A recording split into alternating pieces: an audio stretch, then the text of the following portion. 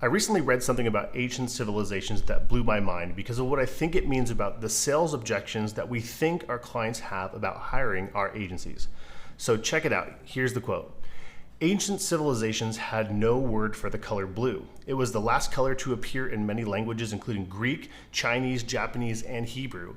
And in the Odyssey, Homer describes the wine dark sea. Does this mean you really can't see something if you don't have a word for it? The quote continues, that might be the case.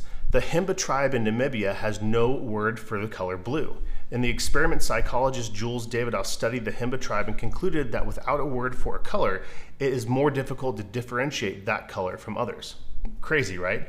So if not having a word for a color means it's hard to see, does that mean that not having a word for a color makes it easier to spot everywhere? Now, it could be, and here's why I think that's important.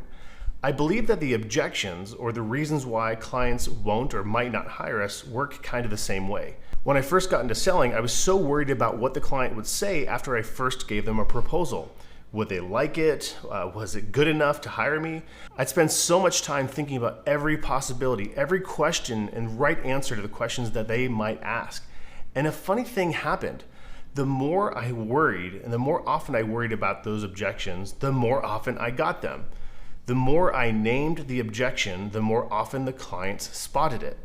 And it turns out that in a lot of cases, I was the one bringing the objection to the client that they would never had on their own. Or even worse, I let those objections, the ones that I was imagining, prevent me from selling or even talking to the client in the first place. As soon as I stopped naming or worrying about what objections a client might have before they actually happened, that's when a lot of them stopped. Weird, right? Sometimes having a name for something like a color is useful, but as you can see in this case, it certainly wasn't useful to name my objections ahead of time. So the question is, what kind of objections are you seeing from clients? And are those things that you're bringing to the table and planting in that client? Or are they really true objections that the clients are bringing to you? Know the difference, know how to distinguish between those two, and it's going to make a big difference in your ability to close more sales and be a lot more confident in your agency.